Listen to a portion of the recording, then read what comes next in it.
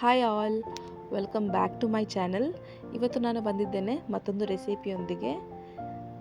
ಆಲೂ ಪಾಲಕ್. ಇದು ಮಾಡಲಿಕ್ಕೆ ತುಂಬ ಈಸಿ ಹಾಗೂ ತುಂಬ ಟೇಸ್ಟಿಯಾಗಿ ಬರುವಂತಹ ಒಂದು ರೆಸಿಪಿ. ಬಿಗಿನರ್ಸಿಗೆ ಕೂಡ ತುಂಬ ಈಸಿಯಾಗಿ ಮಾಡ್ಕೊಳ್ಬೋದು. ಮೊದಲು ನಾನು ಪಾಲಕನ್ನು ಕ್ಲೀನ್ ಮಾಡಿ ತಗೊಂಡಿದ್ದೇನೆ. ಇವಾಗ ಇದನ್ನು ಸಣ್ಣದಾಗಿ ಚಾಪ್ ಮಾಡಿ ತಗೊಳ್ತೇನೆ. ಇದು ಕೇವಲ ಪಾಲಕ್ ಜೊತೆ ಅಲ್ಲ, ಮೆಂತ್ಯ ಸೊಪ್ಪು ಕೂಡ ಆಲೂಗಡ್ಡೆ ಜೊತೆ ಹಾಕಿ ಮಾಡ್ಬೋದು. Same procedure.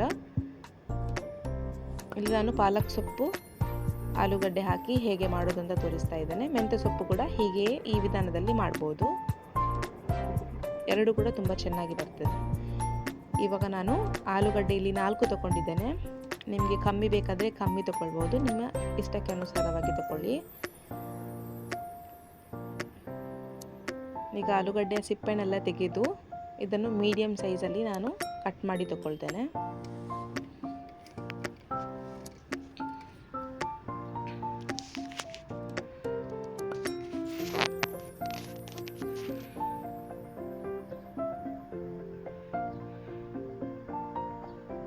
ನೋಡಿ, ಪೀಲ್ ಮಾಡಿ ಆಯಿತು. ಇವಾಗ ನಾನು ಇದನ್ನು ಕ್ಲೀನ್ ಮಾಡಿ ತೊಳೆದು ತಂದಿದ್ದೇನೆ.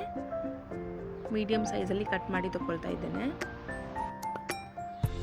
ತುಂಬ ಸಣ್ಣದಾಗಿ ಕಟ್ ಮಾಡಲಿಕ್ಕೆ ಹೋಗಬೇಡಿ ಆಯಿತಾ. ಸ್ವಲ್ಪ ಮೀಡಿಯಂ ಸೈಜಲ್ಲೇ ಕಟ್ ಮಾಡಿ ತಗೊಳ್ಳಿ.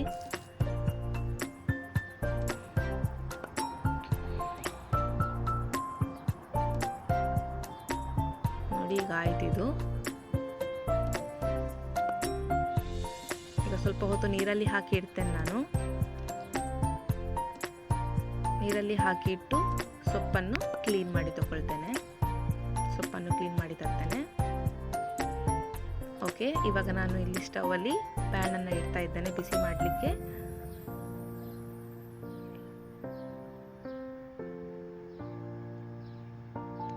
ಇವಾಗ ನಮಗೆ ಇದಕ್ಕೆ ಆಯಿಲ್ ಹಾಕ್ಲಿಕ್ಕುಂಟು.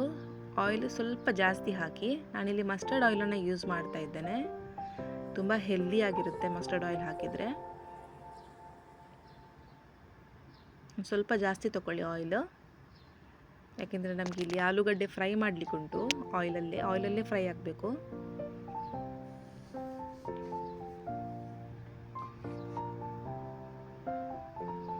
ಇವಾಗ ಇದಕ್ಕೆ ನಾನು ಸ್ವಲ್ಪ ಹೀಟ್ ಆಗಿದ್ದೆ 1 ಸ್ಪೂನಷ್ಟು ಜೀರಿಗೆಯನ್ನು ಆ್ಯಡ್ ಮಾಡ್ತಾ ಇದ್ದೇನೆ.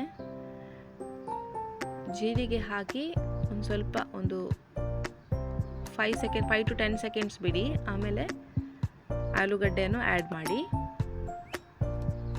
ತುಂಬ ಹೊತ್ತು ಬಿಡಲಿಕ್ಕೆ ಇಡಬೇಡಿ. ಆಲೂಗಡ್ಡೆ ಆ್ಯಡ್ ಮಾಡ್ತಾ ಇದ್ದೇನೆ. ಈಗ ಸ್ವಲ್ಪ ಸಾಲ್ಟ್ ಹಾಗೂ ಟರ್ಮರಿಕ್ ಪೌಡರ್ ಆ್ಯಡ್ ಮಾಡ್ತಾ ಇದ್ದೇನೆ.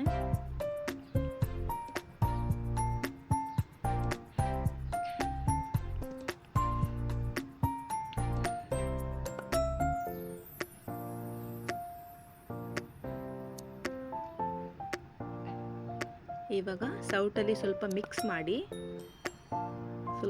ಮಾಡಿ ಮುಚ್ಚಿ ಇಡೋಣ ಸ್ವಲ್ಪ ಹೊತ್ತು. ಗ್ಯಾಸನ್ನು ಮೀಡಿಯಂ ಫ್ಲೇಮಲ್ಲಿ ಇಡಬೇಕು ಆಯಿತಾ. ಮೀಡಿಯಂ ಫ್ಲೇಮಲ್ಲಿ ಇಟ್ಟು ಒಂದು ಸ್ವಲ್ಪ ಹೊತ್ತು ಬಿಡಿ. ಒಂದು ಸ್ವಲ್ಪ ಹೊತ್ತು ಬಿಟ್ಟು ಚೆಕ್ ಮಾಡಿ ಪುನಃ ಟರ್ನ್ ಮಾಡಿ ಪೊಟ್ಯಾಟೋಸನ್ನು ಎಲ್ಲ ಟರ್ನ್ ಮಾಡಿ ಹಾಕಿ ಸ್ವಲ್ಪ ಮಿಕ್ಸಪ್ ಮಾಡಿ.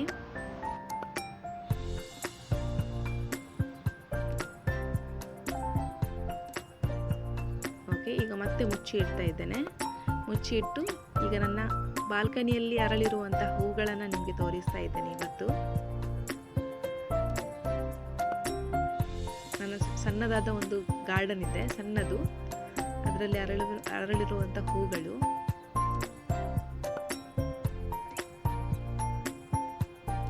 ಓಕೆ, ಈಗ ನೋಡಿ ಆಲೂಗಡ್ಡೆ ಸಾಧಾರಣ ಬೇಯ್ತಾ ಬಂತು. ಈಗ ಇದಕ್ಕೆ ನಾನು ಆನಿಯನನ್ನು ಮಿಕ್ಸ್ ಮಾಡ್ತೇನೆ. ಇವಾಗ ಆನಿಯನ್ ಮತ್ತು ಆಲೂಗಡ್ಡೆ ಚೆನ್ನಾಗಿ ಬೇಯಬೇಕು ಹಾಗೂ ಆನಿಯನ್ ಚೆನ್ನಾಗಿ ಫ್ರೈ ಆಗಬೇಕು. ಅಲ್ಲಿ ತನಕ ನಾವಿದನ್ನು ಬಿಡೋಣ. ಮುಚ್ಚಿಡ್ತಾ ಇದ್ದೇನೆ ಸ್ವಲ್ಪ ಹೊತ್ತು. ಆಮೇಲೆ ನಾನು ಚೆಕ್ ಮಾಡ್ತೇನೆ. ಇವಾಗ ನೋಡಿ, ಆನಿಯನ್ ಕೂಡ ಚೆನ್ನಾಗಿ ಫ್ರೈ ಆಗಿದೆ, ಜೊತೆಗೆ ಆಲೂಗಡ್ಡೆ ಕೂಡ ಬೆಂದಿದೆ.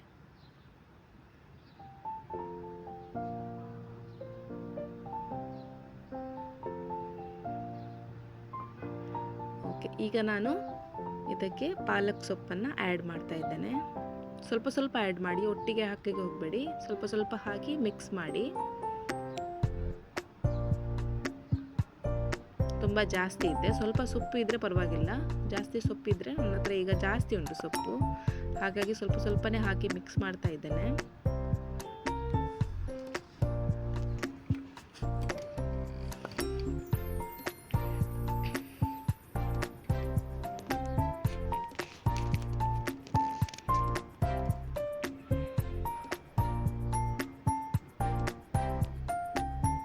ಈಗ ಒಂದು ಟೊಮ್ಯಾಟೊ ಹಾಗೂ ಇಲ್ಲಿ ನಾನು ಬಾಫತ್ ಪೌಡರ್ ತೊಗೊಂಡಿದ್ದೇನೆ, ಆಯಿತಾ. ಬಾಫತ್ ಪೌಡರ್ ಅಂತ ಮಾರ್ಕೆಟಲ್ಲಿ ಸಿಗುತ್ತೆ, ಅದು ಕೂಡ ಹಾಕ್ಬೋದು, ಇಲ್ಲದೆ ಚಿಲ್ಲಿ ಪೌಡರ್ ಕೂಡ ಹಾಕ್ಬೋದು. ನಾನು ಬಾಫತ್ ಪೌಡರ್ ಹಾಕಿದ್ದೆ 1 ಸ್ಪೂನಷ್ಟು, ಹಾಗೂ ಸ್ವಲ್ಪ ಸಾಲ್ಟ್ ಹಾಕಿ, ಇಷ್ಟೇ ಮಸಾಲ, ಬೇರೆ ಏನು ಮಸಾಲ ಹಾಕಲಿಕ್ಕಿಲ್ಲ. ಚೆನ್ನಾಗಿ ಒಂದು ಮಿಕ್ಸ್ ಮಾಡುವ.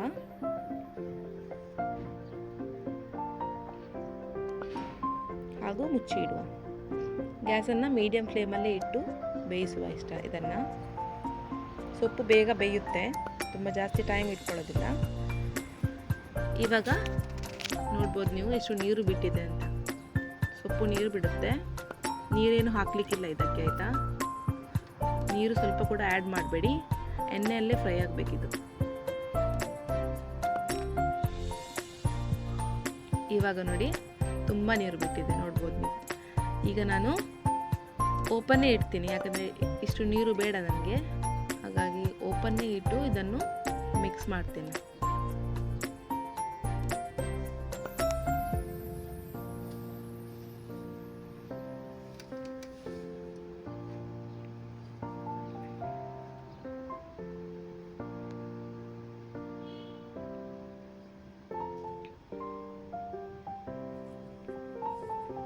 ಮಿಕ್ಸ್ ಮಾಡ್ತಾ ಇರಿ,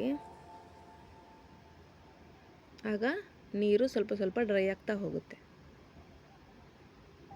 ಇವಾಗ ನೋಡಿ ಆಲ್ಮೋಸ್ಟ್ ಡ್ರೈ ಆಗ್ತಾ ಬಂತು ನೋಡಿ, ಆಲ್ಮೋಸ್ಟ್ ರೆಡಿ ಆಯಿತು.